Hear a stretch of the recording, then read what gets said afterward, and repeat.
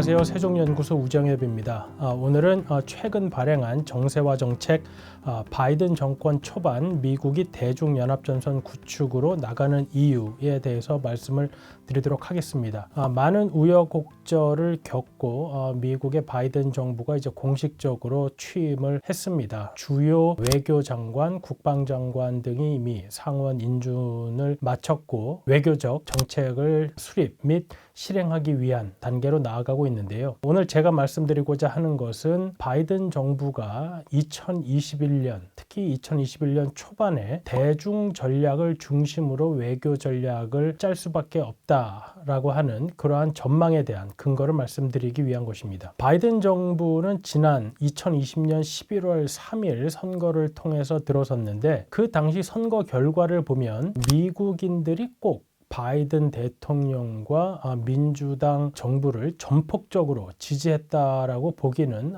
매우 어려운 상황입니다. 물론 지금까지 공화당이 상원 다수당을 유지하고 있던 것이 조지아주의 두 선거를 민주당이 이기면서 50대 50이 되었고 상원의 캐스팅 보트를 가지고 있는 상원 의장 역할을 하는 부통령이 민주당이기 때문에 민주당이 상원 다수당이 되긴 했습니다. 하지만 미국의 정치 구조상 상원의 다수당이라는 것이 60석이라는 절대 다수가 되지 않는 이상 어떠한 법안도 처리하기가 쉽지 않은 상황입니다. 그렇기 때문에 필리버스터를 배제할 수 있는 60석이 되지 않은 상황에서 민주당이 상원의 과반수를 가지고 할 수 있는 일은 주요 보직자의 인준청문회를 진행하는 정도에 그칠 수밖에 없습니다. 그것은 다시 말해 이번 선거에서 나타났듯이 여전히 민주당의 급진적인 그리고 진보적인 정책에 대한 저항이 많은 상태에서 바이든 정부가 그동안 선거 때 이야기했던 많은 정책을 추진하기는 어려운 정치적 환경에 놓여 있다는 것입니다. 그렇다면 왜 대중 전략을 집중할 수밖에 없느냐 하는 부분인데 이것은 위협의 인식과 더불어 정치적인 현실 두 가지 측면에서 대중 전략의 구성이라는 것이 가장 용이하기 때문입니다. 우리가 작년 선거 때 트럼프 대통령에 이어서 만약 바이든 정부가 들어선다면 대중 정책에 어떠한 변화가 보일 것인가 하는 부분에 관심을 가졌습니다. 그런데 바이든 정부 역시 트럼프 정부 못지않게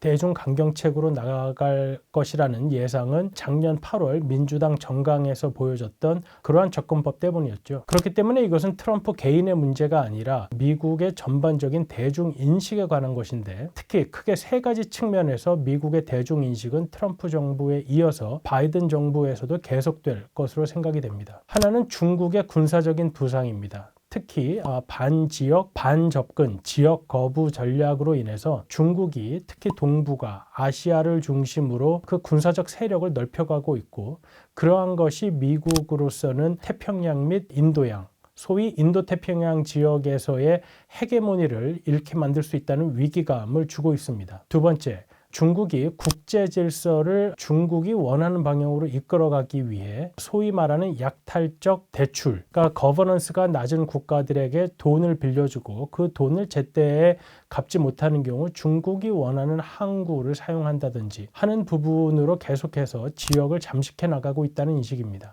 이러한 인식 때문에 미국은 계속해서 중국의 이러한 불투명한 부상에 대한 인식을 계속해서 하고 있었고 이러한 인식은 트럼프 대통령 당시나 바이든 정부 당시 모두 차이가 없는 것입니다. 그리고 중국이 바이든 정부 들어서 특히 더 문제가 되는 점은 바이든 정부가 다자주의적 접근을 강조하고 있는데 중국이 트럼프 정부 시절 어떤 다자주의적 접근을 방기하고 있는 사이에 많은 국제기구들을 중국의 영향권 안에 두었다는 것입니다. 그렇기 때문에 단순히 무역 아니면 코로나적인 측면에서만 중국 문제를 보았던 트럼프 정부 때와는 달리 바이든 정부에서는 보다 전방위적으로 대중국 강경 인식을 갖게 될 가능성이 매우 높습니다. 그렇다면 이러한 인식들이 앞으로 어떻게 구체적으로 실현화할 것인가가 우리가 관심을 가지는 부분입니다. 최근 인도태평양 조정관으로 임명된 커트 캠벨 조정관은 중국에 대해서 쿼드 플러스와 D10이라는 구조를 가지고 접근을 하겠다라는 인식을 비췄습니다. D10은 G7에 한국,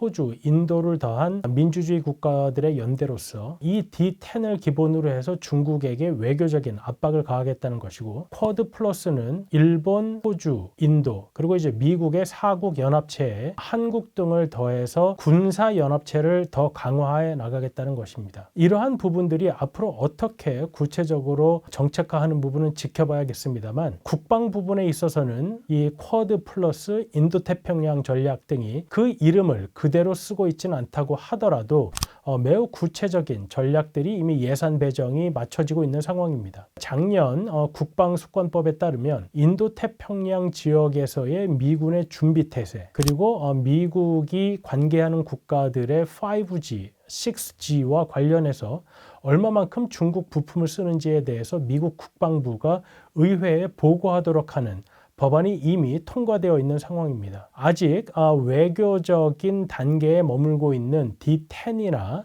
구체적인 정책이 나오지 않고 있는 국무부의 외교정책에 비해서 국방부의 이러한 국방정책, 특히 인도태평양 전략과 관련한 부분에 있어서는 예산의 배정까지 이루어지는 등 매우 구체적인 상황으로 가고 있다는 것이죠. 그렇기 때문에 위협의 인식이라는 차원에서 보면 트럼프 정부나 바이든 정부의 차이가 없을 뿐만 아니라 오히려 트럼프 정부 때보다 바이든 정부 때 보다 넓은 범위에서 대중국 압박책을 고민하고 있다는 점을 알 수 있습니다. 문제는 이러한 전략들이 앞으로 우리에게 직접적으로 다가올 문제는 이러한 미국의 전략적인 구체화, 특히 외교와 국방에서의 정책의 구체화가 우리에게 어떠한 부담을 지울 것인가 하는 점입니다. 특히 미국은 이러한 국방의 구체적인 정책화 부분에 있어서 한미일 안보 협력을 매우 중시할 것이라고 생각이 됩니다. 한일 간의 역사적인 문제로 갈등을 빚고 있는 상황에서 한미일 안보 협력의 소극적인 태도를 보였던